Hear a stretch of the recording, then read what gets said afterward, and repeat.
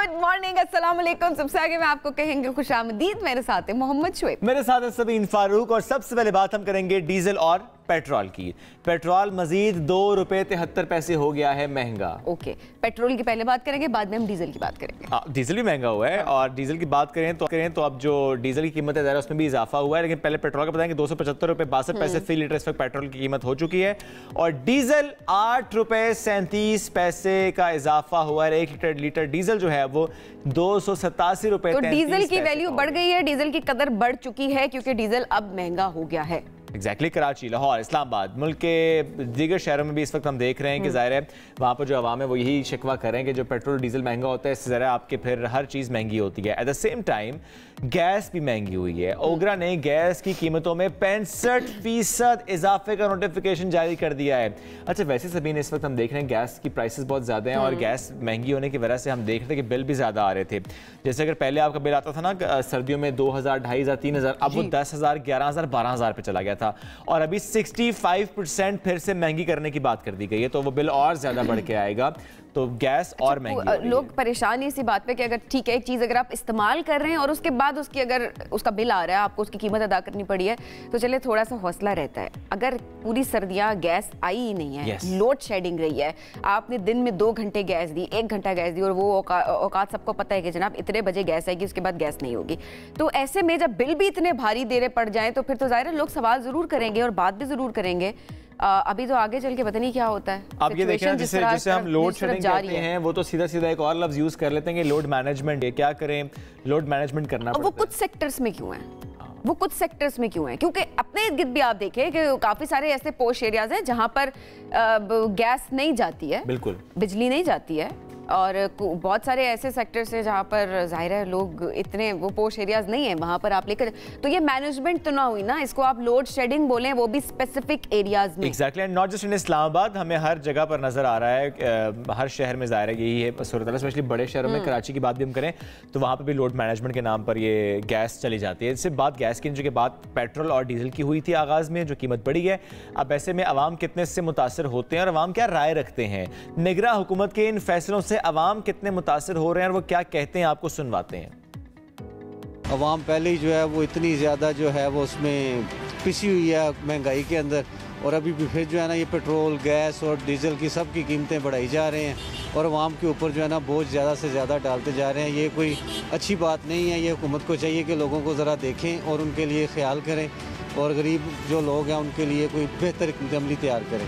जीना मुश्किल कर दिया इन लोगों ने, ज़िंदगी गुजारनी औखी हो गई है, हर चीज़ महंगी हो गई, कोई पूछने वाला ही नहीं है। जुल्म में किया जी, बस मुश्किलात ही हैं। गरीब आदमी के लिए क्या करेगा बेचारा, कमाई भी थोड़ी है, तनख्वाह तो बढ़ती नहीं है, आए दिन खर्चे ही बढ़ रहे हैं। वहाँ बेचारी जलील हो रही है, कभी लाइनों में लग के, हर जगह लाइनें हैं, आटे की लाइनें हैं, खाने पीने के लिए लाइनें हैं, बच्चे बेचारे भूख से मर रहे हैं, वहाँ खुदकुशी करने में मजबूर है, इनको कुछ फर्क नहीं पड़ रहा। गरीब आदमी कहाँ जाए, अब साइकिल को छोड़ के मोटरसाइकिल पे, फिर साइकिल पे चले जाएं।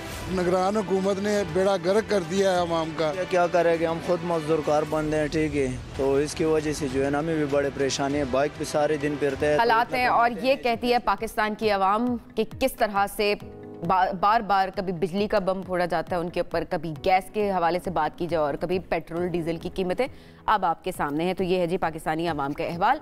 अच्छा, ये तो हमने पाकिस्तानी कौम की बात कर ली, अब जरा पाकिस्तानियों के दिल का मौसम शेयर कर दिया। अब जरा पाकिस्तान का मौसम कैसा है वो आपको बताते हैं कि आज पाकिस्तान में मौसम कैसा रहेगा। सबसे पहले हम इस्लामाबाद की बात करेंगे। इस्लामाबाद की अगर बात करें तो कम से कम 10 ज़्यादा 25 डिग्री सेंटीग्रेड है। लाहौर में कम से कम 10 ज़्यादा 25 डिग्री सेंटीग्रेड है। कराची की बात करें कम से कम 13 ज़्यादा 31 डिग्री सेंटीग्रेड है। इसके अलावा पेशावर की बात करें तो कम से कम 10 ज़्यादा 25 डिग्री सेंटीग्रेड है। कोयटा में कम से कम 4 ज़्यादा 20 डिग्री सेंटीग्रेड है। हर तरफ सूरज चमक रहा है, बारिशों का इंतजार है। इस मरतबा तो ठंड लगी ही नहीं, नजर ही नहीं आया कि ठंड है, फील नहीं हुई उस तरह से। आपको चाहिए कि आप कल मरी जाएं ताकि महसूस करके ठंड, जो कल वहां पर बर्फबारी की पेशगोई है। अच्छा, कल है वहाँ पे, मतलब क्योंकि वीकेंड भी है, वैसे एहतियात करके जाएंगे। मुझे तो दिल भी नहीं करता किसी को कहने का कि आप जाएं, और ऑनेस्टली क्योंकि आप एक दफ़ा कुछ किसी को कह देते हैं और लोग लंबी कतारें गाड़ियों के लग जाती हैं और जम्मे गफीर पहुंच जाता है और बड़ी मुश्किल होती है। अच्छा, बहरहाल कल से कहा जा रहा है कि पाकिस्तान के बेशतर इलाकों में बारिश होगी, पेशगोई है महकमा मौसमियात की, और इसके मुताबिक 17 फरवरी से यानी कल से मगरबी हवाओं का सिलसिला मुल्क में दाखिल होगा। फिर पंजाब हो, KP हो, बलूचिस्तान हो, जो बेशतर इलाके हैं वहाँ पर कल से लेकर 21 फरवरी तक बारिशें होंगी और पहाड़ों पर बर्फबारी का इम्कान। लेट्स सी कि ये स्पेल कितना स्ट्रांग होता है, चूँकि इस वक्त पाकिस्तान में ज़ाहिर बारिश की ज़रूरत तो है। वैसे भी जब मौसम बहुत ड्राई होता है तो उसकी वजह से हम देखते हैं एलर्जीज बहुत ज़्यादा ट्रिगर हो रही होती हैं, लोग बीमार हो रहे होते हैं, ड्राई कफ हो रही होती है। इस वक्त जो हालात है सबके, इर्द गिर्द आप जिससे भी बात करें सबके गले ख़राब हैं, सबको छींकें आ रही हैं। एग्जैक्टली, बढ़ते हैं आगे और बात थोड़ी सियासी मौसम की करते हैं। मौलाना फजल रहमान साहब ने जो कहा कि PTI के खिलाफ अदम एतमाद के हक में वो नहीं थे, उस पर खासी कल से बात हो रही है।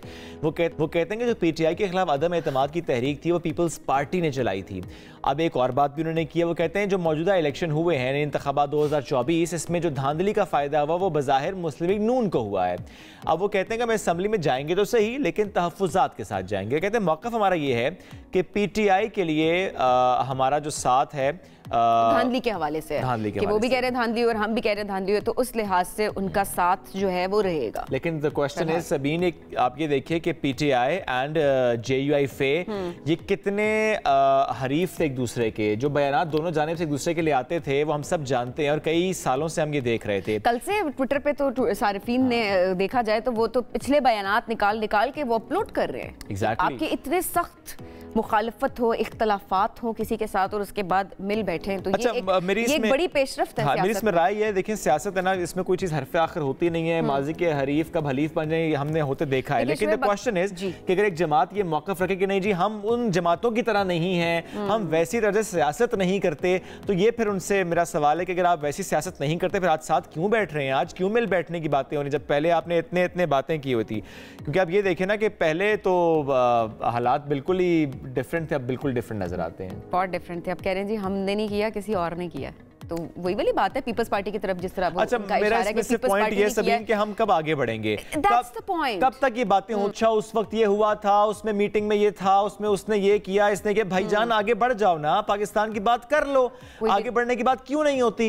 ये एक आम नुक्ता है। आज हम इस पर आगे तक डिटेल से बात भी करेंगे। इस वक्त एक और डिस्कशन हो रही है Sabeen which is about national government, कि क्या पाकिस्तान में इस वक्त नेशनल गवर्नमेंट बननी चाहिए। मेरा इसमें क्वेश्चन ये है कि जब स्प्लिट मैंडेट है तो फिर क्यों नहीं नेशनल गवर्नमेंट बन सकती।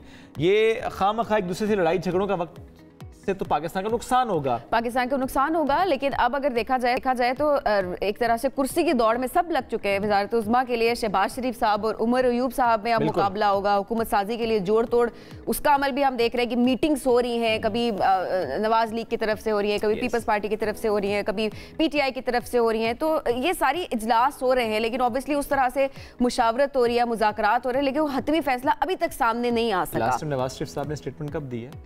लास्ट टाइम 21 अक्टूबर का, हाँ नहीं विक्ट्री स्पीच के बाद वो तो बिल्कुल खामोश ही है। ये बात आपने बिल्कुल ठीक की है कि उनकी तरफ से कोई भी बयान, कोई भी बात सामने नहीं है। लेकिन हाँ, मरियम औरंगजेब साहिबा बहुत सारे उनकी बात करिए, अपनी पार्टी की तर्जुमानी वहाँ पर करिए, और मरियम नवाज साहिबा भी उनकी तरफ से बात करें। एग्जैक्टली। चलें जी आगे बढ़ते हैं, कुछ और खबरें वो शामिल करते हैं और बात कर PSL की। और PSL का मेला कल से सजने वाला है। कल मैच होना है जनाब इस्लामाबाद यूनाइटेड एंड लाहौर कलंदर्स का। अब लेट्स सी कि कल का मैच कैसा होता है। लेकिन इसके साथ साथ कुछ और खबरें भी साथ साथ आ रही हैं। वो जो कहते हैं ना कि जब भी ऐसा मेला सजता है तो कुछ लोगों को बहुत कॉल्स जाती हैं कि भाईजान है वो फ्री टिकट आपके पास। तो अब कल PCB की तरफ से फैसला किया गया है कि कोई फ्री टिकट्स नहीं मिलेंगे। इसके साथ पड़ेगा आपको टिकट। लोगों को तंग करना भी बंद कर दे। मैनेजमेंट के लोग अक्सर जब हमारे पास भी लास्ट टाइम भी वो कह रहे थे हमें पागल कर दिया, आधी रात को कॉल्स करे सारे जो हमें फ्री टिकट दे दें। अच्छा, एक और खबर हमारे पास है स्पोर्ट्स से जुड़ी, वो हारिस रऊफ साहब से मुताल्लिक है। पाकिस्तान क्रिकेट बोर्ड ने फास्ट बॉलर हारिस रऊफ का सेंट्रल कॉन्ट्रैक्ट खत्म कर दिया और ये फैसला हालिया दौरा ऑस्ट्रेलिया के लिए टेस्ट स्क्वाड में शमूलियत से उनके इनकार की तहकीकात की रोशनी में किया गया है। इस मामले की मुकम्मल समाअत के बाद फास्ट बॉलर का सेंट्रल कॉन्ट्रैक्ट 1 दिसंबर 2023 से खत्म कर दिया गया और उन्हें 30 जून 2024 तक किसी भी गैर मुल्की लीग में खेलने की NOC जारी ना करने का भी फैसला किया गया। PCB ने कहा है कि पाकिस्तान के लिए खेलना किसी भी खिलाड़ी के लिए एजाज की बात है और किसी भी तिब्बी रिपोर्ट या माकूल वजह की अदम मौजूदगी में पाकिस्तान के टेस्ट स्क्वाड का हिस्सा बनने से इनकार ये सेंट्रल कॉन्ट्रैक्ट की खिलाफ वर्जी। क्योंकि आप खुद नहीं कह सकते मैं सिर्फ T20 खेलूंगा। वो कह रहे हैं नखरे हम नहीं उठा सकते, नखरे छोड़ के आए। अब आप कौम का पैसा अगर लग रहा है, आपको तनख्वाहें मिल रही है, तो आपको परफॉर्म करना है और जहां जहां आपको भेजा जाएगा you can't say no until unless there is a medical emergency. बिल्कुल ऐसे ही है। ये तो बात हम पीएसएल की कर रहे हैं और ज़ाहिर पीएसएल से जुड़ी जो खबरें आएंगी वो हम आपसे शेयर भी करेंगे। आगे बढ़ते हैं और एक भालू का जिक्र करते हैं। पेरू का एक भालू है और इसने एक मुनशियात फरोश खातून को गिरफ्तार। अच्छा, बड़ी अनोखी गिरफ्तारी थी। लोग बड़े हैरान रह गए देख के, सोशल मीडिया पे वीडियो भी जिस तरह सर्कुलेट कर रही थी कि जिस तरह से देखा जाए तो पुलिस को एक मंशियात फरोश खातून के बारे में जब इतला मिली तो उसके बाद पुलिस ने ये किया कि उसे पकड़ने के लिए रिवायती तरीके के बजाय एक मुनफरिद तरीका अपनाया और सोचा कि इस मुनफरिद ऑपरेशन किया जाए। और एक पुलिस एहलकार, एक टेडी बियर का रूप उसने धारा और वो वहाँ पर उस औरत को पकड़ने के लिए चला गया। और जैसे ही बुलाया वो स्टेयर से नीचे उतरी और उसके साथ बाकी साथियों ने उसके ऊपर जो है वो उसको गिरफ्तार कर लिया फिर। और उसके कब्जे से मुनशियात की बड़ी खेप बरामद हुई है। तो ये भालू ने कारनामा सर अंजाम दी, भालू ने गिरफ्तारी कर दी। बिल्कुल जी। बढ़ते हैं आगे और भारत के चालाक किसानों की बात करते हैं। किसान इस वक्त वहाँ पे एहतजाज कर रहे हैं। ज़रई इस्लाहात, जो मुतनाज़ा ज़रई इस्लाहात है उसके खिलाफ जो मुजाहरा करने वाले किसान हैं, उन्होंने पुलिस की जानिब से ड्रोन्स के जरिए आंसू गैस की शेलिंग का अनोखा हल ढूंढ निकाला। उन्होंने कहा कि हम उड़ाएंगे पतंगे, और जब उन्होंने वहाँ पे पतंगे उड़ाई तो उससे ज़्यादा उनके जितने भी ड्रोन्स थे वो सब फिर उस डोर में फंस जाते, उलझ गए। अब ऐसे में उन्होंने कहा कि यही तरीका है हमारे पास कि हम इस पुलिस को रोक पाएँ कि हम पे ड्रोन के ज़रिए आंसू गैस की शेलिंग ना करें। तो इस वक्त दिल्ली में, नई दिल्ली की तरफ जो मार्च करने वाले किसान हैं उनको हरियाणा और पंजाब की सरहद पर पुलिस ने रोक रखा है और उन पर ड्रोन से आंसू गैस फेंकी जा रही है। ताम किसानों ने इसका तोड़ी पतंगे उड़ाकर निकाल लग ये रहा कि पुलिस सबको नई हिकमत अमली लेकर आएगी, लानी पड़ेगी। ऑब्वियसली उनके मुतालिबात जो है वो भी तो नहीं जो है वो पूरे किए जा रहे, तो वो तो प्रोटेस्ट तो करेंगे। वो सिंपल बात करते हैं मिनिमम सपोर्ट प्राइस जो है वो दी जाए और ऐलान उसका किया जाए। आगे बढ़ते हैं जी और शादी की बात करते हैं। ये एक अनोखी सी खबर है हमारे पास। दो कुत्तों की शादी की ये कहानी है। कोको और दूसरे का नाम मुझे भूल गया है। एक है कोको और एक है डॉली। इनकी हुई है शादी। जो दुल्हे हैं, मियाँ हैं, वो रिवायती अंदाज में गाड़ी पर आए हैं, सजी हुई गाड़ी है, कॉस्ट्यूम देखें। और वो जो दुल्हन है वो भी रिवायती लिबास से बतन किया। My God, look so cute. तो ये जनाब कुत्तों की शादी है और बाकायदा इनका सर्टिफिकेट भी वहाँ पर। अच्छा, और कुत्ते अच्छा शादी में शिरकत किया दोस्तों ने, या नहीं, आई थिंक और जोड़े भी बने हैं। हाँ, ये जस्ट दोस्त नहीं है, ये और कपल्स बने हैं। जरा इज्तिमाई शादी की तकरीब हुई है। अच्छा जी, तो जो वेस्ट है उनका अपना कल्चर है जी। अच्छा, मेरा ख्याल है कि वो वायरल एलर्जीज ना हो जाए तो कुछ कुत्तों ने मास्क भी पहना हुआ था। कुत्ते भी तो जानदार होते हैं, सही बात, उनको भी तो एलर्जी हो सकती है, इसमें ऐसी क्या बात है। आगे बढ़ते हैं जनाब और एक ब्रेक की तरफ जाएंगे। तो ब्रेक से वापस आएंगे तो पाकिस्तान में इस वक्त जो सियासत हो रही है उस पर बात करेंगे। स्पेशली पीपल्स पार्टी इस वक्त क्या सोच रही है। पीपल्स पार्टी जिसने कह दिया कि हम वज़ीर-ए-आज़म के उम्मीदवार का वोट तो देंगे शहबाज शरीफ साहब को, लेकिन काबीना में नहीं बैठेंगे। तो बिल आखिर पीपल्स पार्टी ने क्या फैसला किया, क्योंकि ये फैसला तो उन्होंने कर लिया फिलहाल तक कि हम काबीना का हिस्सा नहीं बनेंगे, लेकिन क्या वो अपोजिशन बेंचेस में बैठेंगे या कि वो हुकूमती बेंचेस में बैठेंगे। इस पर बात करेंगे नवीद कमर साहब से जो कि हमारे साथ मौजूद होंगे। एक ब्रेक की तरफ जाते हैं, वापस आएंगे, साथ रहिए। 8 फरवरी इंतखाबात के बाद सियासी हवाओं ने दिलचस्प रुख इख्तियार कर लिया है। माजी के हरीफ बन गए और सिर्फ हरीफ ही नहीं बल्कि अपने साबिक हरीफों के साथ भी जा मिले। जी हाँ, बात हो रही है JUIF की, जिन्होंने गुज़िश्ता रात PTI के साथ बैठक भी लगाई और दोनों जमातों ने एक ही मौक़िफ़ अपनाया। वो कहते हैं जी इंतखाबात जानिबदार थे और धांधली ज़दा थे। वो कह रहे जी रिगिंग भी हुई है और बायस्ड इलेक्शन थे। दूसरी जानिब अगर बात की जाए तो हुकूमत की तश्कील के लिए जोड़ तोड़ का सिलसिला भी जारी है। PTI ने वज़ीर-ए-आज़म और वज़ारत आला के लिए अपने उम्मीदवारों का ऐलान भी कर दिया है, जबकि पीपल्स पार्टी और नून लीग के मामला ताहाल किसी नतीजे पर फिलहाल तक नहीं पहुंचते हुए दिखाई दे रहे। दूसरी बैठक भी जो सजी, जो मीटिंग हुई, उसके भी कोई नतीजा सच को सामने नहीं आया। विफाक में हुकूमत साजी कैसे होगी, पीपल्स पार्टी अपने जो आईनी ओहदे हैं उनकी डिमांड किस हद तक तस्लीम की जाएगी, उनकी ये डिमांड, तो इसी सब पर बात करते हैं। हमें ज्वाइन किया है सीनियर रहनुमा पीपल्स पार्टी के नवीद कमर साहब। बहुत शुक्रिया प्रोग्राम में ज्वाइन करने के लिए। नवीद साहब, ये मौलाना साहब की नाराजगी अचानक से, वो भी इतनी ज्यादा, वजह क्या दिखाई दे रही है? यही बातें सामने आ रही है कि शायद उनको सदर का ओहदा ऑफर नहीं किया गया। ये तो मेरे इल्म में नहीं है कि उनकी कोई डिमांड थी और ऑफर नहीं हुआ, लेकिन मेरा ख्याल है कि मौलाना साहब जो हैं वो काफ़ी खफा हैं कि उनको सिर्फ बहुत कम सीटें मिली हैं, जितनी पिछली दफ़ा से भी काफ़ी कट हो गई हैं और उनके एक्सपेक्टेशन के हिसाब से भी। तो या कह सकते हैं नवीद साहब कि वो जो एक मुतालबा कर रहे थे कि इंतखाबात में डिले हो जाए, वो माना नहीं गया, बाकी जमातों ने साथ नहीं दिया उनका?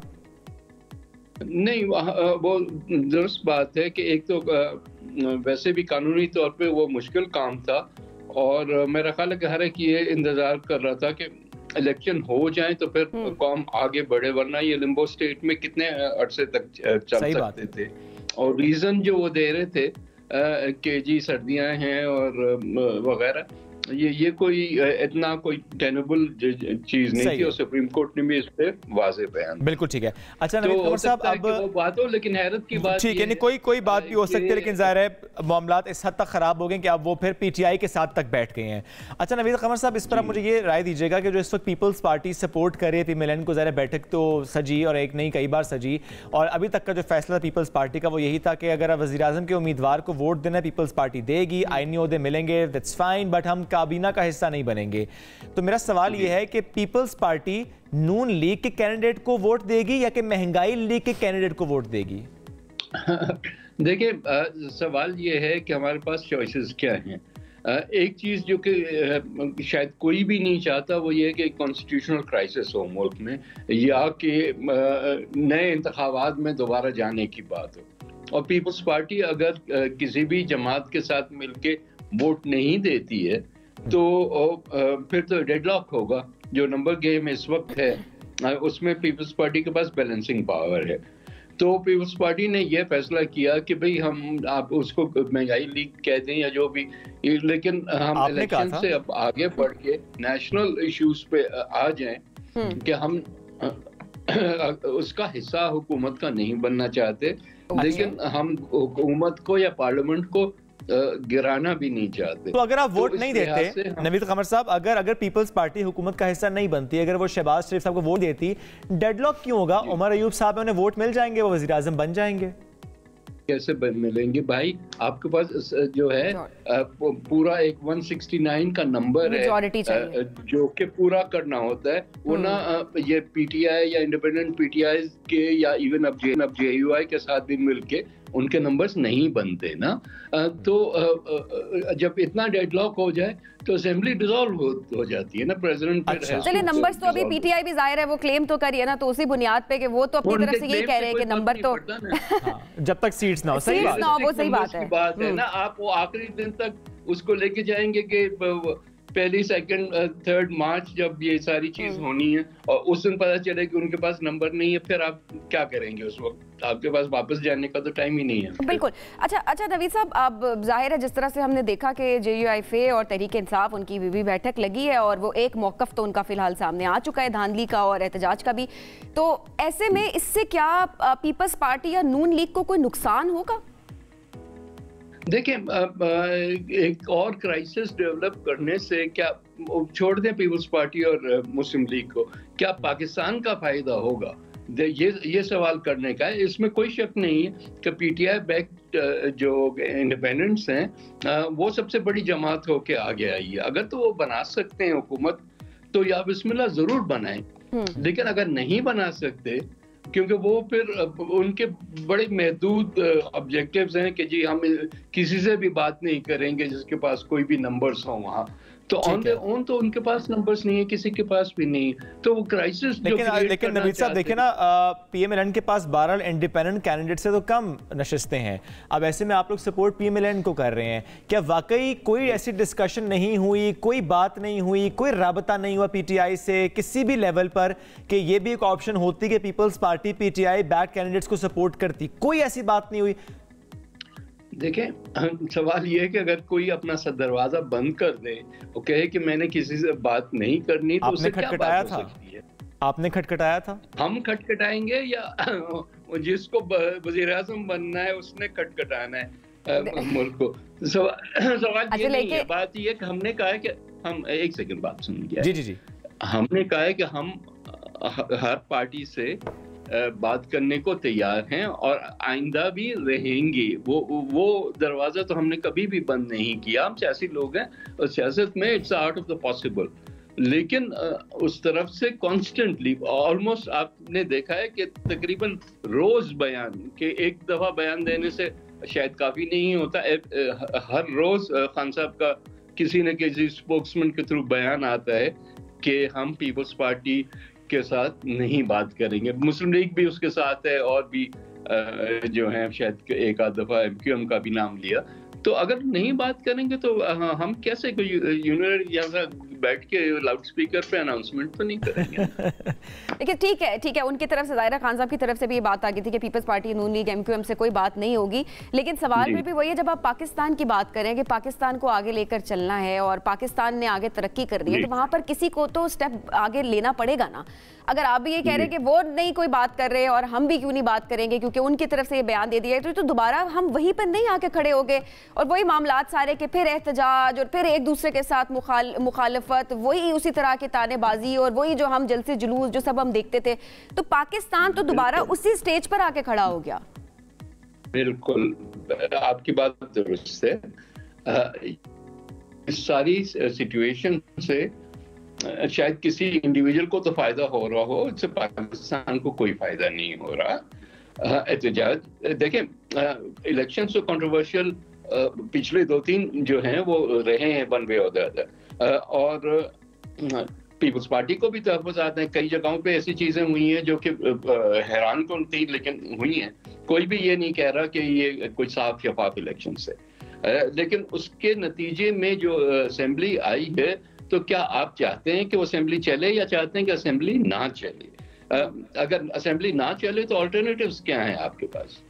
तो बात सारी ये नहीं है कि हमने बात करना, बात सारी ये है कि किसी को जिम्मेदारी का मुजाहरा करना चाहिए। मैं तो कहूँगा PMLN को कोशिश करनी चाहिए कोई रास्ता खोले, अगर उन्होंने हुकूमत पर्टिकुलरली चलानी है, कि सारी parties including PTI and JUI से भी कम से कम एक वर्किंग रिलेशनशिप का जो है वो कॉन्सेप्ट बनाए। यानी कौमी हुकूमत को सपोर्ट करते हैं सर आप, चूंकि स्प्लिट मैंडेट जब आए तो फिर ये सवाल उठता है कि फिर व्हाई नॉट नेशनल गवर्नमेंट?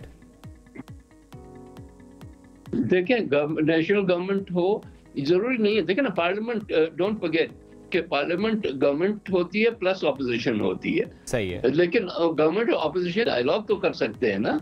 अच्छा, वर्किंग रिलेशन हो सकता है। एक ही साइड पे हो और ऑपोजिशन ना हो। तो आप लोग वैसे किस साइड बैठेंगे? भले काबीना का हिस्सा नहीं होंगे, वोट देंगे शहबाज शरीफ साहब को, लेकिन पीपल्स पार्टी ऑपोजिशन बेंचेस में बैठेगी या कि हुकूमती बेंचेस में बैठेगी? देखें, ये पीपल्स पार्टी फैसला करेगी कि क्या करना है, लेकिन ये कोई इतना बड़ा इशू नहीं है।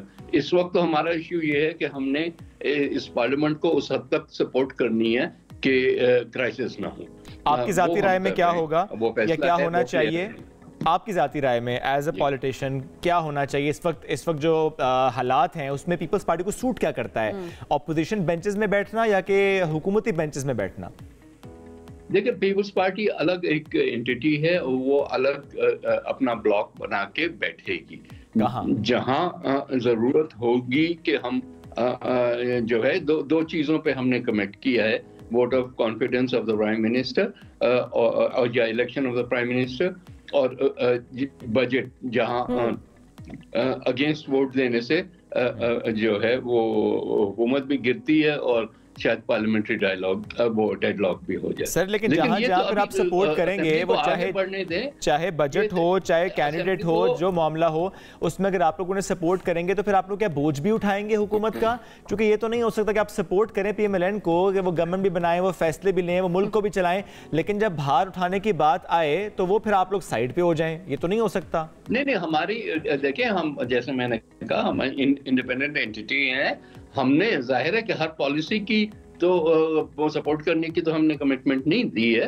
हाँ, ये जरूर है कि लॉन्जेविटी ऑफ पार्लियामेंट के लिए जहां जरूरत होगी वो हम करेंगे। लेकिन सवाल फिर भी वही है सर कि ऑपोजिशन बेंचेस में बैठ के किरदार अदा करेंगे या कि हुकूमती बेंचेस में बैठ के? हम अपनी बेंचेस पे बैठेंगे। वो कौन सी बेंचेस हैं?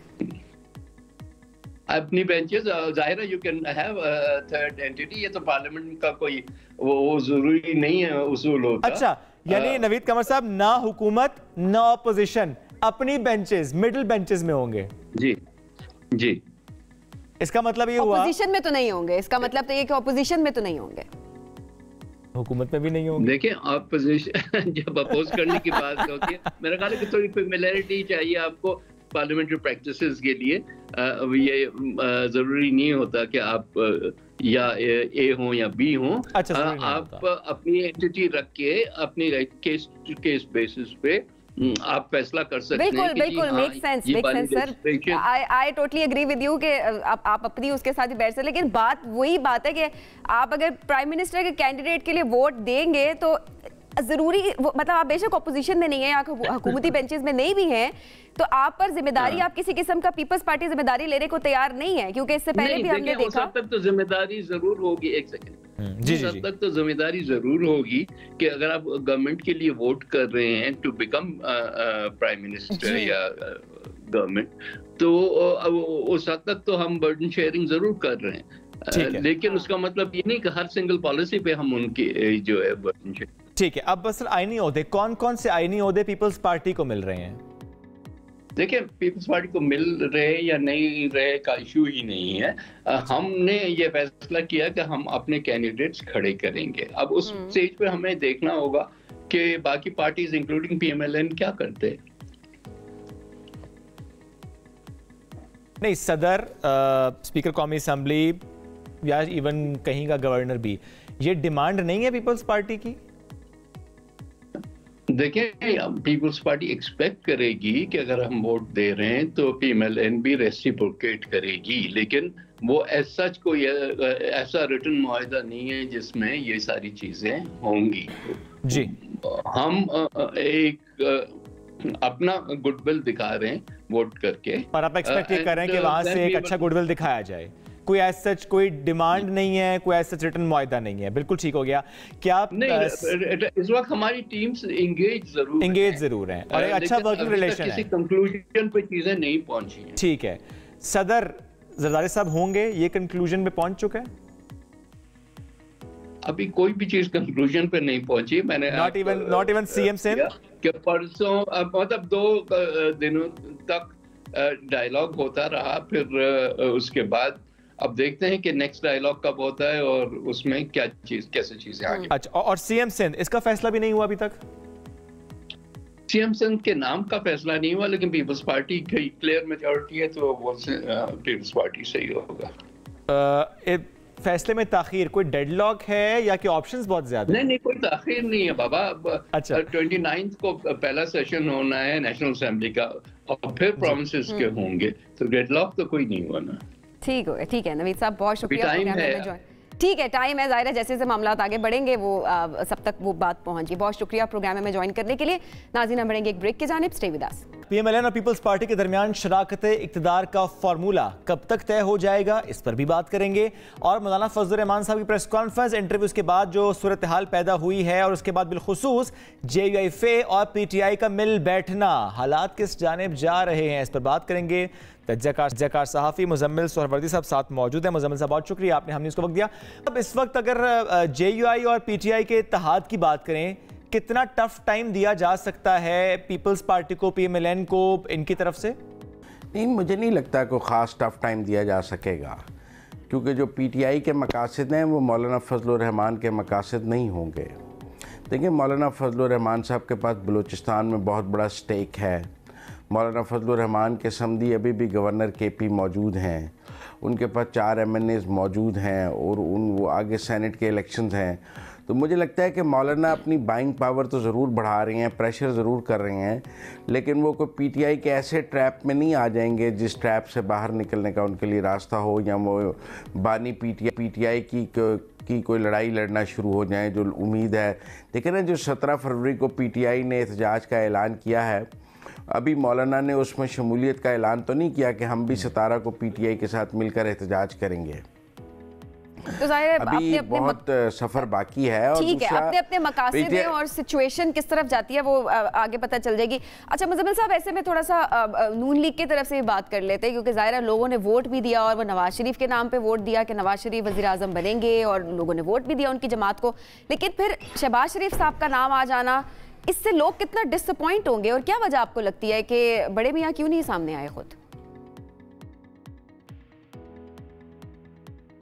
देखिए, एक तो मेरा ख्याल है कि ये एक मखलूत हुकूमत है और मियाँ नवाज शरीफ कोई मखलूत हुकूमत नहीं चलाना चाहते थे, और अब मौका वक्त भी ऐसा है कि वो ख़ुद हुकूमत बनाने से मुस्लिम लीग नून इनकार कर दे तो एक क्राइसिस पैदा हो जाएगा, फिर तो मरकज़ में कोई हुकूमत बनेगी नहीं। लिहाजा हुकूमत बनानी भी थी मखलूत, और ख़ुद मियाँ नवाज शरीफ कोई मखलूत हुकूमत चलाना नहीं चाहते थे, लिहाजा उन्होंने शहबाज शरीफ को आगे कर दिया। फिर उनकी बेटी मरीम नवाज़ चीफ़ मिनिस्टर पंजाब बन रही हैं, और मेरा ख्याल है वो मौका भी वो देना चाहते थे अपनी बेटी को कि वो चीफ़ मिनिस्टर पंजाब बने। पाकिस्तान का सबसे बड़ा सूबा है और उस पर हुक्मरानी उनकी बेटी को मिल रही है, वो चीफ़ ऑर्गेनाइज़र हैं, उनका फ्यूचर आगे वो ज़्यादा देखते हैं। तो मेरे ख्याल में ये 2-3 वजूहात की बुनियाद पर उन्होंने ये फैसला किया, क्योंकि अगर वो वज़ीर आज़म होते तो शायद मरीम नवाज चीफ़ मिनिस्टर ना बन सकते। और मुज़म्मिल साहब, ऐसे में ही देखें लोग ज़ाहिर यही सवाल उठा रहे हैं बार बार कि फिर ख़ानदानी सियासत ही तो चल रही है ना, सारे ओहदे आप फैमिली के अंदर डिस्ट्रीब्यूट कर रहे हैं। पाकिस्तान में कोई टैलेंट नहीं है जिसको नून लीग आगे ला सके, उसको इस तरह के ओहदे दिए जा सके जहाँ पर मज़ीद टैलेंटेड लोग आगे आ सके। मैं ये बात नहीं करी कि मरीम साहिबा नहीं टैलेंटेड होगी, लेकिन सिर्फ सारा टैलेंट इस फैमिली के अंदर ही क्यों दिखाई देता है? देखिए, फ़िलहाल तो उन्होंने अपनी एक जगह बना ली है मुस्लिम लीग नून में। वैसे तो शायद खाकान भी प्राइम मिनिस्टर बने हैं और बाकी सारे ओहदे तो फैमिली के पास नहीं होंगे, लेकिन आप देखें कि शायद हमजा वो पोजीशन नहीं बना सके जो मरीम नवाज़ ने बना ली है। सिर्फ ख़ानदान का होना काफ़ी नहीं है, टैलेंट हो तो आप ख़ानदान के साथ भी ऊपर आ सकते हैं, वरना सब ख़ानदान में सब ऊपर नहीं आ जाते, जिसमें टैलेंट हो वही आ सकता है। यानी हमजा फेल्ड, मतलब एज़ कम्पेयर टू मरीम नवाज़ जब आप बात करेंगे तो मरीम नवाज़ की परफॉर्मेंस उनसे बहुत बेहतर नज़र आई है, आप समझें, और वो बहुत आगे नज़र आई हैं पार्टी में। अगर मैं पॉलिटिकल परफॉर्मेंस की बात करें, मोबिलाइज करना लोगों को जल्द से जुलूस में, जिस तरह पार्लियामेंट में भी रहे हैं, पॉलिटिकल परफॉर्मेंस की बात कर रहा हूँ, और दूसरा वो चीफ मिनिस्टर भी रहे उस वक्त जो हुआ, और पार्टी के अंदर देखें ना जी, सियासी कारकर्दगी जो है वही आपको आगे लेके आती है। तो मरीम नवाज़ की सियासी कारकर्दगी के बारे में तो आप देखें, उन्होंने सबको अनमैच किया है उसमें। ठीक है, नहीं ये एक सॉलिड रीज़न है कि मरीम नवाज़ को आगे लेकर आएंगे।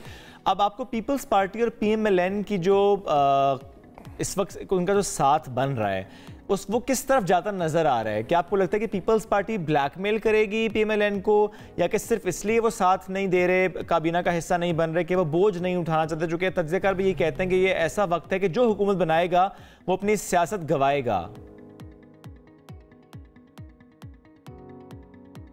यकीनन जी, ये आपको पाकिस्तान के लिए मुश्किल फ़ैसले करने हैं, आपको पाकिस्तान के लिए बहुत से ऐसे सियासी फ़ैसले करने हैं जो शायद आपकी सियासत को सूट ना करते हों। तो जब सियासत और पाकिस्तान में से किसी एक को चूज़ करना है तो मेरे ख्याल में हर सियासी जमात को पाकिस्तान को चूज़ करना चाहिए, अपनी सियासत को पीछे करना चाहिए। अगर कोई सियासी जमात ये समझती है कि हमें सियासी बोझ इसलिए नहीं उठाना कि इससे हमारी सियासत ख़राब होगी, लेकिन पाकिस्तान के लिए वो काम करना है, तो यहाँ तो लोग सरहदों पे पाकिस्तान के लिए अपनी जान भी देते हैं, लोग सरहदों अपनी जान कुर्बान कर देते हैं पाकिस्तान के लिए। तो सियासत क्या चीज़ है? मेरे ख्याल में अगर मुस्लिम लीग नून ने कदम बढ़ाया है और ये कहा है कि हम वो मुश्किल फ़ैसले करने के लिए भी तैयार हैं, हम पाकिस्तान के लिए एक मुश्किल रोड मैप भी लेने को तैयार हैं, तो हमें एज़ पाकिस्तानी उनकी इस करेज को प्रेज़ करना चाहिए, या हमें ये कहना चाहिए कि उन्होंने बड़ा गलत फ़ैसला किया है, उन्हें अपनी सियासत बचानी चाहिए थी, पाकिस्तान का नहीं सोचना चाहिए था, उनको चाहिए था वो भी पीछे हट जाते और कहते हम क्यों पाकिस्तान के लिए कुर्बानी दें, कोई और दे दे। तो मेरे ख्याल में ये कोई अच्छी सोच नहीं है। सियासत पहले या पाकिस्तान पहले, ये आपको, अगर आपके लिए पाकिस्तान अहम नहीं तो आपको सियासत नहीं करनी चाहिए। ये बहुत अहम बात है और हर किसी के लिए बहुत अहम है कि सबसे पहले पाकिस्तान ही दिल से भी होना चाहिए और आपके अमलन भी ऐसा ही होना चाहिए। सर, आपने आगाज़ में एक बात की कि मौलाना फजल रहमान साहब पीटीआई के ट्रैप में नहीं आएंगे, इसलिए मैं सवाल दोबारा कर रहा हूँ कि इस वक्त आपके नज़र में JUI फे और पीटीआई, क्या एक पार्टी दूसरी पार्टी को ट्रैप कर रही है? नहीं, देखें, हम बहुत अरसे से कह रहे थे कि तहरीक इंसाफ एक सियासी तन्हाई का शिकार है। वो जिन सियासी मुश्किलात का शिकार हैं वो उनमें से अकेले नहीं निकल सकते, उन्हें सियासी दोस्तों की ज़रूरत है, लेकिन उन्होंने तमाम सियासी जमातों से अपने रास्ते बंद किए हुए हैं। अब अगर आप KP की सूरत हाल देखें तो उन्हें KP में अपने आज़ाद अरकान को किसी पार्टी में शामिल करना है। अगर वो आज़ाद रहते हैं तो वो किसी डिसिप्लिन में नहीं है, जैसे मरकज़ में वो मजलिस वहदतुल मुस्लिमीन में शामिल कर रही हैं, पंजाब में मजलिस वहदतुल मुस्लिमीन में शामिल कर रही हैं। KP में मजलिस वहदतुल मुस्लिमीन मौजूद नहीं है। उन्होंने KP में जमात इस्लामी के साथ शामिल करने की कोशिश की, जमात इस्लामी ने इनकार कर दिया। अब अगर आप टेबल चार्ट देखें तो वहाँ पर आप अगर टेबल चार्ट देखें तो PTI के पास वहाँ ऐसी कोई जमात नहीं है जिसमें वो अपने अरकान शामिल कर सकें। लेकिन मैं नहीं समझता कि मौलाना फजल रहमान अपना प्लेटफॉर्म जो है वो PTI के अरकान के लिए देंगे और उनको अपनी जमात में शामिल करके तो पार्लियामानी पार्टी का जो सरबराह है वो PTI का ले लेंगे। मुझे नहीं लगता कि ये इस वक्त तो PTI का सबसे बड़ा प्रॉब्लम ये है कि उन्हें KP में एक सियासी जमात चाहिए जिसमें अरकान को शामिल करें, ताकि उनके ऊपर वो डिसिप्लिन आ सके कि वो अदम एतमाद में वोट नहीं डाल सकेंगे, बजट में ख़िलाफ़ वोट नहीं डाल सकेंगे। क्योंकि अगर आज़ाद रहेंगे तो वो अरकान तो किसी वक्त भी आपके हाथ से 5 निकल गए, 10 निकल गए, 2 निकल गए, तो उनको एक डिसिप्लिन में लाने के लिए एक जमात बहुत ज़रूरी है। जी, क्या वो मौलाना की जमात हो सकती है? मैं नहीं समझता। क्या वो ANP हो सकती है? मैं नहीं समझता। जमात इस्लामी एक चॉइस थी लेकिन जमात इस्लामी ने इनकार कर दिया, बाकी वहाँ कोई जमात नहीं है। तो इसलिए मैं समझता हूँ कि जो PTI के जो मकासद हैं वो शायद JUI से उस तरह पूरे ना हो जिस तरह वो चाहते हैं। जिस तरह वो चाहते हैं कि एक जमात की इस वक्त PTI को ज़रूरत है ताकि वो पार्लियामान में आ सकें। मुज़म्मिल साहब बहुत शुक्रिया, साथ मौजूद थे, तज़किया दे रहे थे। नाज़रीन, ब्रेक की तरफ वापस आते हैं, साथ रहिए। PSL सीजन 9 मेला सजने वाला है। कल पहला मैच होने लाहौर कलंदर्स और इस्लामाबाद यूनाइटेड के दरमियान, और जाहिर है जीत के लिए दोनों टीम्स ही पूरी कोशिश कर रही हैं और इस इवेंट में बड़ा ही ज़बरदस्त मज़ा आने वाला है। लेकिन अगर हम कल के मैच की बात करें और बात हमारी फेवरेट टीम की हो, इस्लामाबाद यूनाइटेड की, तो उसके एक अहम तरीन प्लेयर आज़म खान आज हमारे साथ मौजूद है। आज़म, अस्सलाम वालेकुम, गुड मॉर्निंग, कैसे हैं आप? वालेकुम, अल्हम्दुलिल्लाह ठीक ठाक, गुड मॉर्निंग, आप कैसे हैं? ज़बरदस्त। आज़म, कितने एक्साइटेड हैं कल के मैच के लिए? काफी एक्साइटेड है और नया सीजन है, नई टीम है, तो कोशिश करेंगे एक जीत के साथ शुरुआत करें इस टूर्नामेंट की, जो कि इस्लामाबाद के फैंस के लिए काफी अच्छा होगा। तो quite looking forward to the game. इंशाल्लाह कोशिश करेंगे अच्छी से अच्छी परफॉर्मेंसेस है।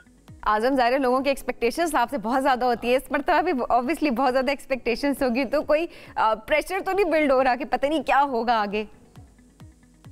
नहीं, प्रेशर एज सच नहीं है, क्योंकि तीसरा साल है इस्लामाबाद यूनाइटेड के साथ और जब से मैंने अपनी टीम शिफ्ट किया, आई थिंक परफॉर्मेंसेस मेरी और बेहतर हुई हैं बनस्बत। अगर आप देखें जो शुरू के मेरे 2 PSL मैंने खेले थे फॉर क्वेटा ग्लैडिएटर्स, तो उसमें इतनी खास परफॉर्मेंस नहीं रही थी। जब इस्लामाबाद यूनाइटेड की तरफ से खेलना स्टार्ट किया तो परफॉर्मेंस काफी हाईलाइट हुई है। तो लेकिन शुरू में credit goes to Nadeem Umar जिन्होंने अपॉर्चुनिटी दी थी।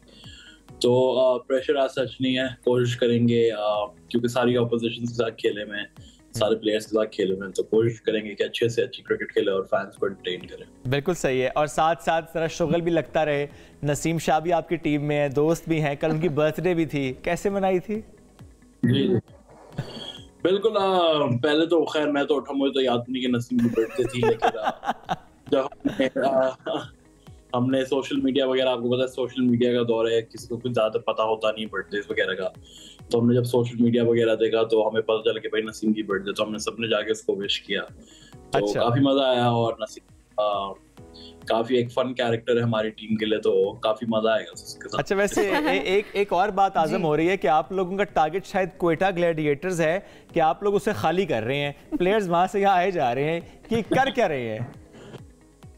देखिए अब ये प्लेयर के ऊपर डिपेंड होता है ज़्यादातर, क्योंकि मेरी हमेशा से ख्वाहिश रही थी कि अगर मैं क्वेटा ग्लैडिएटर्स को कभी छोड़ूंगा तो मैंने हमेशा से ये कहा है कि मुझे अगर कोई दूसरी फ्रेंचाइज है वो है इस्लामाबाद यूनाइटेड, जिसकी तरफ से मैं खेलना चाहूँगा।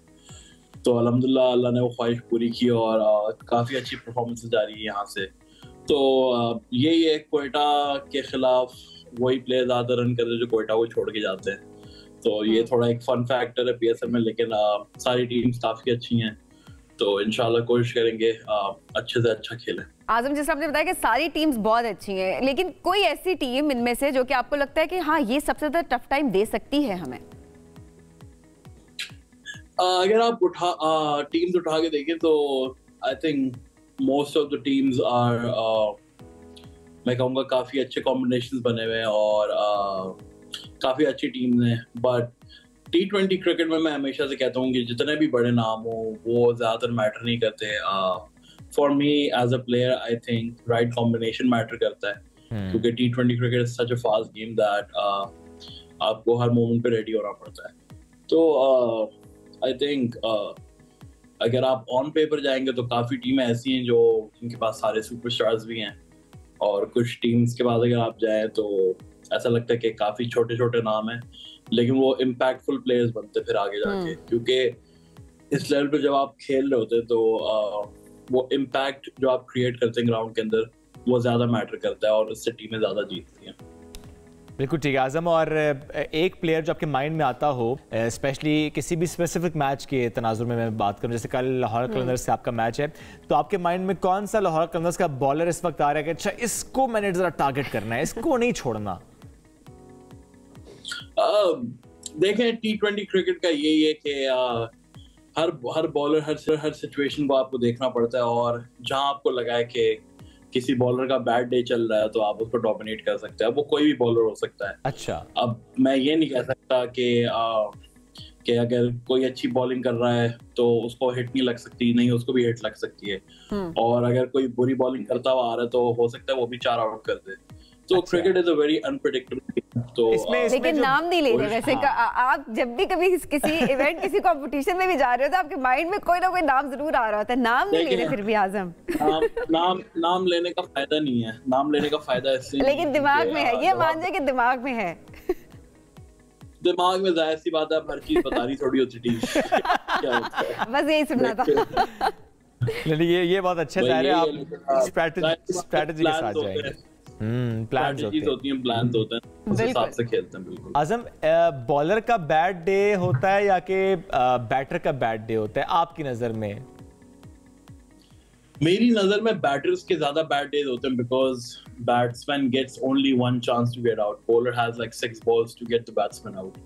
तो ये एक बड़ा डिफरेंस है, लोग इस चीज को नहीं समझते, लेकिन आई थिंक बैड डेज सबके आते हैं, बट बैड डेज में आप अपने वर्क एथिक को किस तरह संभालते हैं, किस तरह मैनेज करते हैं। तो बैड डेज का मतलब ये नहीं कि अच्छे दिन कभी भी नहीं आएंगे, बैड डेज का मतलब ये है कि अच्छे दिन आ रहे हैं आगे। ओके, तो मैं हमेशा इस चीज में। और आजम, इस दफा अब्बा की तरफ से क्या नसीहत मिली है कि आजम ये तुमने करना है और ये तुम्हारा फोकस होना चाहिए? अब्बू की तरफ से नसीहत यही है कि एक तो मैं उनके साथ क्वेटा में खेला हूँ, अब तो खैरिशन में हूँ, तो वो दुआएं करते हैं, लेकिन वो कहते हैं कि बस रन ये कर दे लेकिन टीम मेरी जीत जाए, जो कि अभी तक हुआ नहीं है। तो काफी ये फनी हो जाता है, लेकिन यही होता है कि फैमिली में जब आप मतलब वो तो जाहिर सी बात है, इतनी बड़ी क्रिकेट खेले में इंटरनेशनल काफी सर्व किया उन्होंने पाकिस्तान को, तो आई थिंक उनके साथ तबसरे वगैरह होते रहते हैं और वो सिखाते भी हैं, लेकिन जब ऑपोजिशन में आते हैं जाहिर सी बात है, you can't play for the relations. ये मैंने हमेशा सिखाया है कि आप जब ऑपोजिशन में हो तो you have to be a professional sportsman. Absolutely. और ये प्रेशर है वैसे आजम के अच्छा परफॉर्म करना है, बल्कि बहुत अच्छा परफॉर्म करना है, ताकि T20 वर्ल्ड कप के लिए भी ज़ाहिर है बहुत सी नज़रें आपकी जानिब होंगी, तो पहले से कॉन्फिडेंस बूस्ट होता है जब आपने एक अच्छा खेला हो। तो ये प्रेशर है या कि नहीं, सिर्फ focus PSL that's it? Focus यही है कि live in the present moment, और फ्यूचर के बारे में आई डोंट थिंक सो। मतलब फ्यूचर के बारे में किसी को नहीं पता, मुझे अगले 2 मिनट का नहीं पता कि मैं क्या करूंगा। तो आई थिंक जितना आप प्रेजेंट मोमेंट में रहेंगे उतना आपके लिए अच्छा है और आपकी टीम के लिए अच्छा है, because when you plan day by day, match by match, तब आपकी परफॉर्मेंसेस ज़्यादा अच्छी होती है। बनिस्बत अगर आप फ्यूचर के बारे में सोचेंगे और अपने ऊपर प्रेशर में आ जाएंगे, अपने ऊपर प्रेशर ले लेंगे, उस मोमेंट को एंजॉय नहीं कर पाएंगे। ये बहुत इंपॉर्टेंट बात है। अगर आप ये बड़ी अच्छी सोच है। चीजें आपको चीजें होती हैं जो इंसान को सोचनी चाहिए कि अगर पॉजिटिव माइंडसेट के साथ अगर आपने कोई चीज स्टार्ट करनी तो start day by day. It can't be like आप एक दिन में बैठ के 6 महीने का प्लान नहीं कर सकते। उस वक्त को अच्छे से एब्जॉर्ब करना, उसमें अच्छा परफॉर्म करना, वो ज़ाहिर खुद ब खुद तय कर देगा फ्यूचर को। आपको उसमें डिसाइड करना नहीं पड़ेगा। बहुत इंपॉर्टेंट बात है। एग्जैक्टली ऐसा ही है। और मैं हमेशा कहता हूं just believe in your practice, believe in your skills, तो उससे चीज़ें काफ़ी अच्छी हो जाती हैं। बिल्कुल ठीक है। आज़म, एक ऐसा फेज़, मैं इसको फेज़ कहूँगा, कि आपने वो गुजारा कि जब पर्ची के नारे बुलंद हो रहे हैं और उसके बाद आप परफॉर्मेंस से खामोश कराएं लोगों को, फिर आज़म खान के नारे हों, तो इस बार क्या ख्वाहिश है, किस चीज़ के लिए आप स्ट्रगल करेंगे कि अच्छा इस बार क्या नारा लगे जो कि खुशी देगा आपको बहुत ज़्यादा? देखिए, नारे तो कई तरह के लगे हैं और शुरू में अफसोस होता था, लेकिन अब उस चीज़ को मैं एंजॉय करता हूँ। भले वो तनकीद के नारे हों तो मैं उसको काफ़ी एंजॉय करता हूँ, क्योंकि वो एक चीज़ ये दिखाती है कि मुझे इन चीज़ों से फ़र्क नहीं पड़ता। मैं जिस काम के लिए ग्राउंड के अंदर आया हूँ वो मेरी प्रायोरिटी है। और काफ़ी मज़ा आता है जब लोग चेयर करते हैं, तो it's a different feeling for a player कि अगर आप ग्राउंड में 22 बंदे खड़े हैं और सिर्फ आपके लिए वो शोर हो रहा है, वाह, तो इससे अच्छी बात नहीं हो सकती। There is a special feeling for a player, yes. और ये ऑब्वियसली इस चीज़ को अचीव करना, इस स्किल को डेवलप करना, इट टेक्स टाइम। और ज़ाहिरा आप भी उस वक्त से गुजरे हो जहाँ पर आपको चीज़ें हर्ट करती हो, लेकिन फाइनली यू आर देयर। अब हो गया। आज़म, बेस्ट ऑफ लक कल के मैच के लिए भी और पूरे टूर्नामेंट के लिए। हम सबकी दुआएं आपके साथ, इस्लामाबाद यूनाइटेड के साथ भी हैं। बहुत शुक्रिया प्रोग्राम में ज्वाइन करने के लिए। नाज़रीन, हम बढ़ेंगे एक ब्रेक की जानिब। Stay with us. बात करते हैं हम मसाला फैमिली फेस्टिवल के बारे में, जो कि हर साल इसका मेला सजता है और इस मरतबा भी एक्सपो सेंटर कराची में 2 रोज तक ये जारी रहेगा, जहां पर डिफरेंट एक्टिविटीज होंगी। ये ग्रैंड फेस्टिवल है जहां पर तमाम लोग आएंगे, अपनी फैमिलीज के साथ आएंगे और एंटरटेनमेंट के लिए बहुत कुछ है। मजे के खाने भी हैं, ब्यूटी मास्टर क्लासेस भी हैं, म्यूजिक क्लासेस भी हैं और इसके अलावा गेम शोज, इसके अलावा और बहुत कुछ है जो कि हम यहाँ पर गिनवा नहीं पा रहे हैं। और आज आप हमें कॉल भी कर सकते हैं, आपसे एक सवाल किया जाएगा। जब आप सवाल का जवाब देंगे और अगर वो ठीक जवाब हुआ तो आपको हमारी तरफ से एक गिफ्ट हैम्पर भी मिलेगा। वाह, क्या बात है। तो इसी इवेंट से मुतालिक हम मजीद बात करेंगे। समिया उसामा साथ मौजूद हैं और साथ बट साथ मौजूद हैं और ज़बरदस्त शेफ़ हैं, बेकर हैं। समिया को तो मैं खुद कह सकता हूँ, समीर, मैंने बहुत केक्स खाए हैं इनके हाथ के बने हुए और बहुत ही मज़े के होते हैं। आप दोनों को वेलकम करते हैं। समिया, कैसी हैं आप? बहुत शुक्रिया, मैं बिल्कुल ठीक ठाक। आप लोगों को मेरी तरफ से बहुत बहुत थैंक यू कि आप लोगों ने यहाँ इनवाइट किया। और शुएब ने तो बहुत सारे केक्स खाए हुए थे, तो सबको पता है कि मेरे हाथ के भी केक्स नो किस तरह डाउट के बहुत अच्छे होते हैं, इसमें कोई शक नहीं है। और स्पेशली मैक्रॉन्स, नो डाउट बहुत मजे के। साथ आप कैसे हैं? मैक्रॉन्स, मुझे क्या अल्लाह का करम है, बिल्कुल ठीक। जी समिया, आप कुछ कह रही थी? मैं ये कह रही थी कि जो पहला अल्फाबेट वाला केक था मिरहा, जो आपकी बेटी माशाल्लाह से, तो उसका केक पहली दफ़ा मैंने ही बनाया था। जैसे पूरा एम लिखा था, मैक्रॉन्स बनाए थे, तो मेरे लिए भी वो पहला एक्सपीरियंस था कि बड़ा डिफरेंट टेस्ट था कि कस्टर्ड के साथ हो, उसमें लेस क्रीम हो और बहुत सारी खूबसूरती उसके साथ जो है वो बड़ी कोऑर्डिनेशन के साथ ही, तो बड़ा अच्छा एक्सपीरियंस। तो आप नया काम करती रहती है, इस बार क्या नया होने वाला है इस इवेंट में, ये बताएं।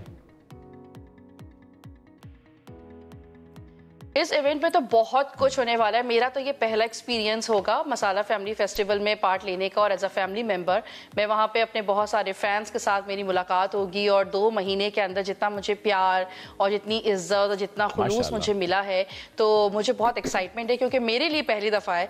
तो आई होप कि कल का जो इवेंट है, यानी कि सैटरडे एंड संडे जो रौनक सजने वाली है कराची में, वो बहुत ही शानदार होने वाली है। ज़ाहिर है लोग भी आएंगे और वहाँ पर खाने एंजॉय भी करेंगे। आपके साथ भी हमारे साथ है जी। साथ आपकी क्या स्पेशलिटी है, क्या चीज सबसे अच्छी बना लेते हैं और इस मर्तबा के क्या प्लान्स हैं?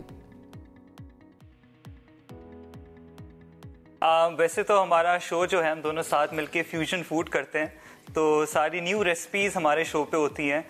एंड अगर फैमिली फेस्टिवल के हवाले से देखा जाए तो इतना समझे कि आई एम प्रिटी श्योर पूरा लोडेड ही होता है।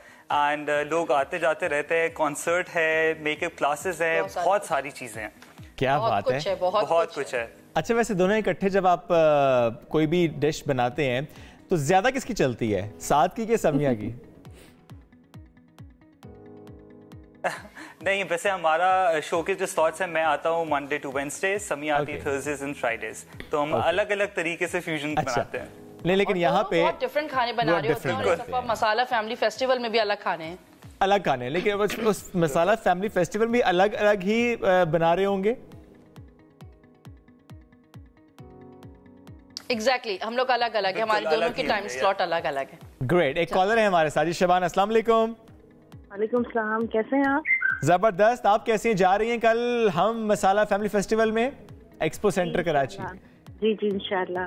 जाती हैं, माजी में भी जाती रही हैं?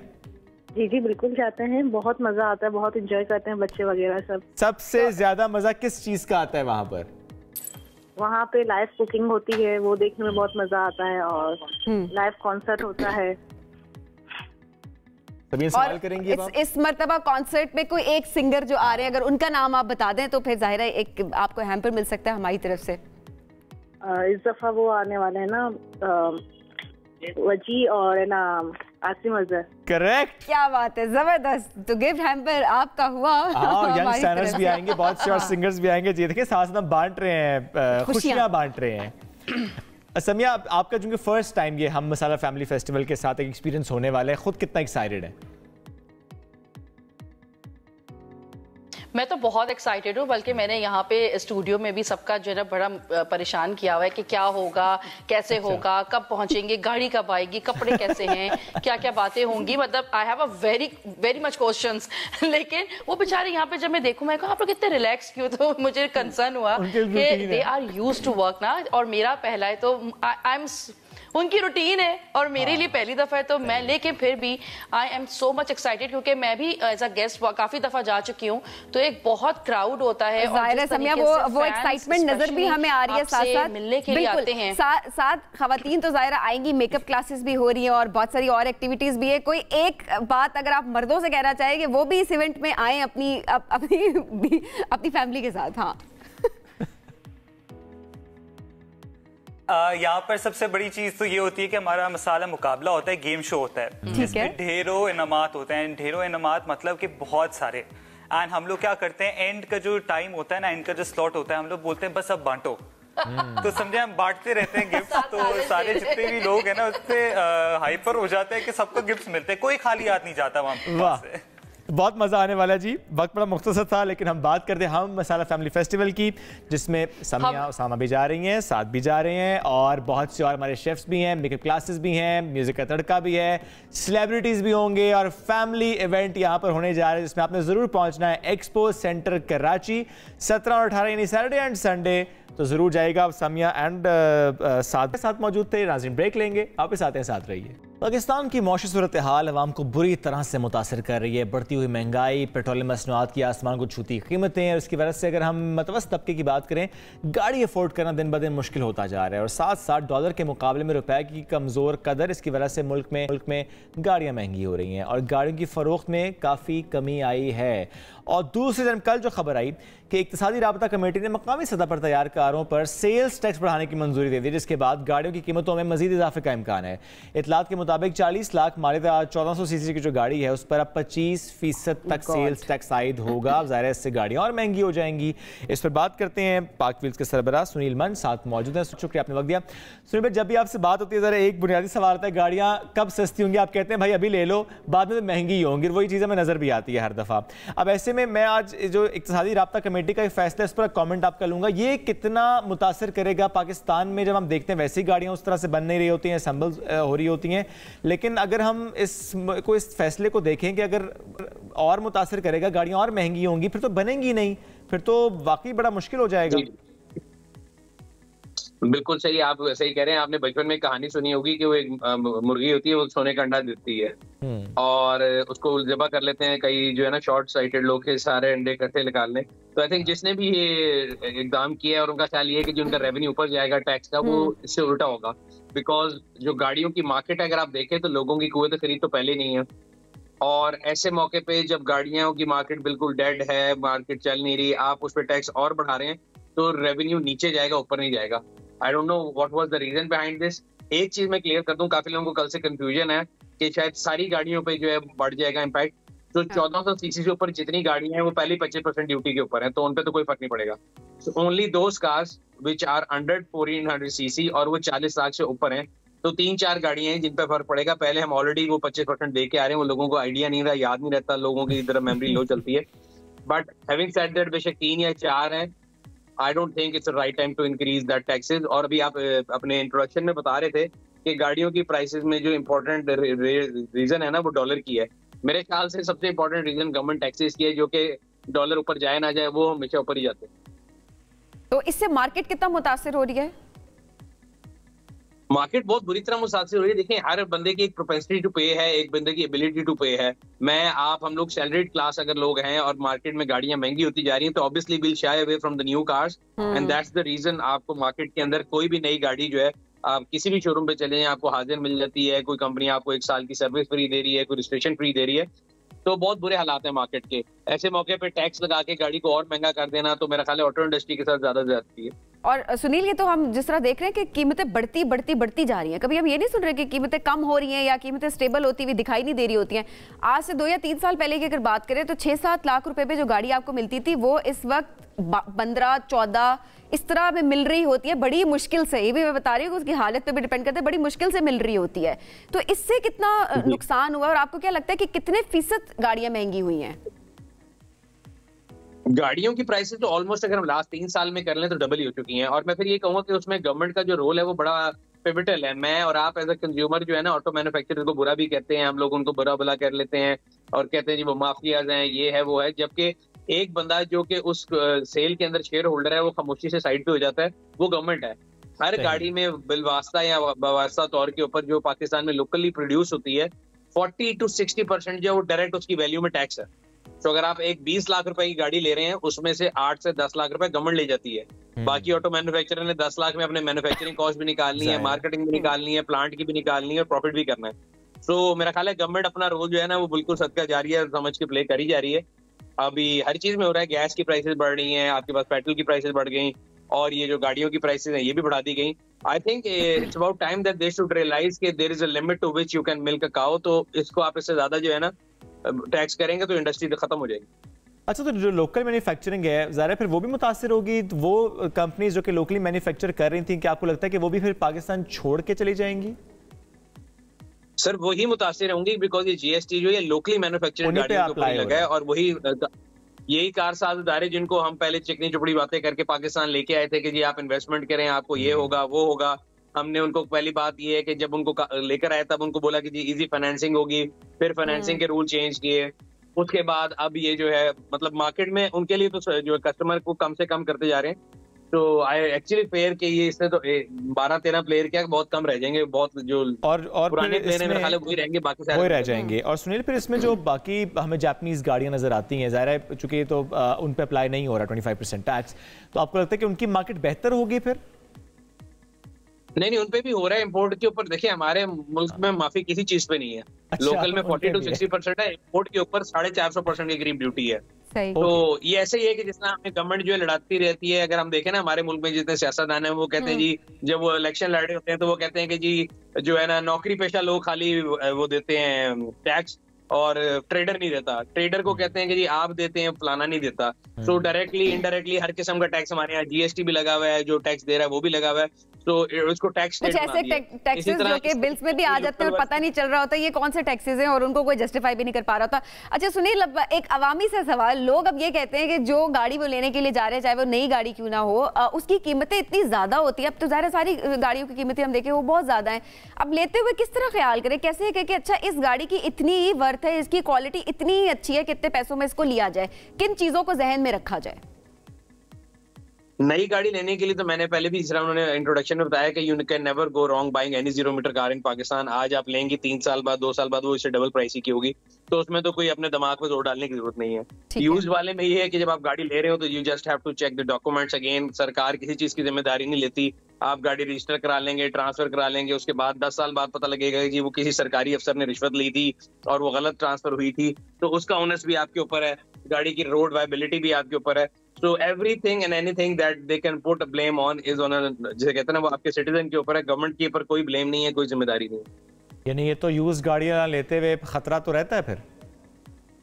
सर यूज क्या है, नहीं पे भी आपको बता रहा हूँ, एक हमारे यहाँ पे ना वर्ड यूज होता है, अगर आप देख भी लीजिएगा, जब रजिस्ट्रेशन होती है उसके ऊपर जो ठप्पा लगा होता है उस पर लिखा होता है प्रोविजनली ट्रांसफर्ड, आरजी तौर पे। I don't understand why does your government have to do any transfer on आरजी बेसिस। सिमिलरली एक उर्दू का एक मकूला है जिसको कहते हैं मुश्तरी होशियार बात, तो ये भी एक सरकारी जबान में लफ्ज है। तो customer is on its own, ये आपने बड़ा क्लियर रखना है कि आपको जो भी जिंदगी में परेशानी आएगी, टैक्स आपने भरना है। गाड़ी वाला तो बंदा उनके लिए कैसा बक रहा है, वो गाड़ी बनती है, उस पर 40% टैक्स है, इम्पोर्ट होती है 450% टैक्स है, फिर आप उसको रजिस्टर कराते हैं, जैसा भी आप कहते हैं ना, टैक्स के ऊपर टैक्स, उसके ऊपर सुपर टैक्स, उसके ऊपर दूसरा टैक्स, फिर आप सड़क पे चलाते हैं, आप टोकन देती हैं, फिर आप फ्यूल डालते हैं, हर लीटर के अंदर 100 रुपए पेट्रोलियम लेवी है। तो गाड़ी चलाने वाला तो उनके पास एक ऐसा बकरा है जिसको जब दिल कहे ज़िबा कर लेते हैं। अच्छा, और सुनील, जब गवर्नमेंट इतना टैक्स लगाती है, फिर अवाम एक और सवाल भी करते हैं कि ठीक है आप इतना टैक्स लगा रहे हैं, गाड़ियाँ इतनी महंगी हो रही हैं, लोकली मैन्युफैक्चर, लेकिन जब हम कंपेयर करते हैं तो किसी जापानीज़ गाड़ी से, किसी भी इंपोर्टेड गाड़ी से, तो क्वालिटी में बहुत फ़र्क होता है। तो क्वालिटी इंप्रूव क्यों नहीं हो रही? आपने जो कहा कि चिकनी चुपड़ी बातें करके हम कंपनीज को ले तो आए थे, लेकिन गवर्नमेंट ने कोई तो रेगुलेशन रखनी थी ना कि वो गाड़ियों की क्वालिटी भी बहुत इंप्रूव होती है अगर कीमत इतनी बढ़ा रहे हैं तो। सर ये बड़ी एक ऐसी बात है कि आप अगर मुझे बुलाएं कि हम दोनों क्रिकेट खेलते हैं और लेवल प्लेइंग फील्ड होगा, और जब मैं आपके पास आऊं तो वहाँ पे प्ले ग्राउंड ही ना हो, तो फिर आप मुझे कैसे कहेंगे? सिमिलरली जब हम उनको लेकर आए, हमने उनको लेवल प्लेइंग फील्ड ही नहीं दिया, हम अगले रोज कभी इंपोर्ट रिस्ट्रिक्शन लगाते हैं, कभी उनकी सीकेडी किटें नहीं क्लियर करने देते, तो we have no face to go to them and tell them कि तुम ये करो। हैविंग सेड दैट, जो क्वालिटी के इश्यूज वो तो काफी पहले से बेहतर हो गए। हमने इस मुल्क में वो गाड़ी भी चलाई है जिसमें सीट बेल्ट नहीं होती थी, जिसमें साइड व्यू मिरर नहीं होता था। Starting from that point, now every car that is made in Pakistan has to have air bag and seat belt, तो वो तो हम काफी आगे आ गए हैं। But I think I will be very honest, हम हमेशा ऑटो मैन्युफैक्चरर्स को बड़ा जो है ना क्रिटिसाइज भी करते हैं। इस टाइम पे मेरा ख्याल है हमें अपने गिरबान में झांकना पड़ेगा और देखना पड़ेगा। I think the ball is in court of government and government is not doing right things since many years now, at least for a couple of years auto manufacturers have been at the, जो कहते हैं ना, उन बेचारों को ज्यादती का निशाना बनाया गया है, उनकी टिकटें नहीं क्लियर होती हैं, आप टैक्स बढ़ाई जा रहे हैं। ऐसे मौके पे जब उनकी प्रोडक्ट बिक नहीं रही, आप उसके ऊपर मजीद टैक्स लगा रहे हैं, तो इसका मतलब आप यही कहने हैं कि आप बंद करें और जाएं। तो सुनील, अब आने वाले दिनों में तो हम तो बिल्कुल मायूस हो गए आपकी बातों से कि कोई आसानी नहीं होने वाली है, बस ऐसे और ऐसे चलता रहेगा और मजीद महंगाई होती रहेगी।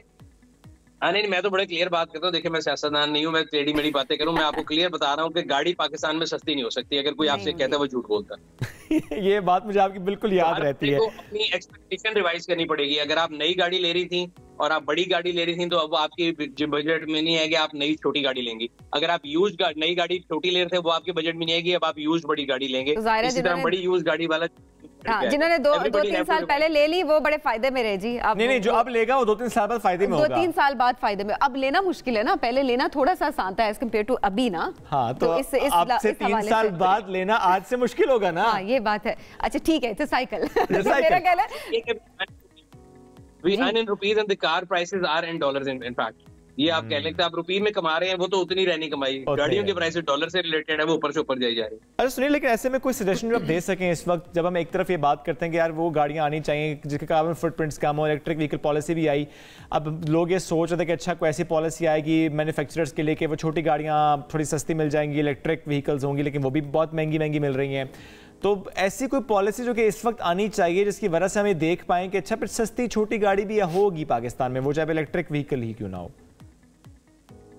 अगेन सर, ये जो है ना हमारे यहाँ पे अगेन जो पॉलिसी बनाई जाती है वो बनाई जाती है लार्जर मैसेज के लिए, और उन्होंने कैलकुलेट कर लिया है पॉलिसी बनाने वालों ने कि 40 लाख से नीचे वाले बंदे बहुत ज्यादा मैसेज में है, उससे ऊपर 2-2.5 लाख बंदे हैं, वो हमें ना भी वोट देंगे तो कोई फर्क नहीं पड़ेगा। So they couldn't care less about you and me, and that's why you see कि ऐसे मौके पे छोटी गाड़ियों पे भी टैक्स लगा दिया। आज अगर आप गवर्नमेंट से बात करेंगे, वो कहेंगे जी देखें गरीब आदमी के पास तो 40 लाख से कम होते हैं, उससे ज्यादा होते नहीं, तो हमने उन पर टैक्स लगाया नहीं। The argument is very flawed. They don't think कि जो आपके व्हाइट कॉलर जॉब करने वाले हैं, ये जो मिडिल क्लास है, उनकी भी कोई वर्थ है या उनको भी कुछ देना है। हालांकि these are the people who give maximum tax, but उनके लिए पॉलिसी नहीं बनाई जाती बिकॉज जो वोट है वो हर बंदे का एक ही जितना है। तो दे काउंट नंबर्स, और उस नंबर के लिहाज से आप और मैं और ये जो हम सारी बात करते हैं डजंट काउंट। और सुनील, इलेक्ट्रिक व्हीकल्स कामयाब होती नजर आ रही है पाकिस्तान में आपको, या कि एक्सेप्टेंस अभी भी उस तरीके से नहीं बड़े है? अच्छे से हम सुन रहे हैं जी, इलेक्ट्रिक कार्स आ रही है, पाकिस्तान में उस तरह से आम भी नहीं हो रही हैं।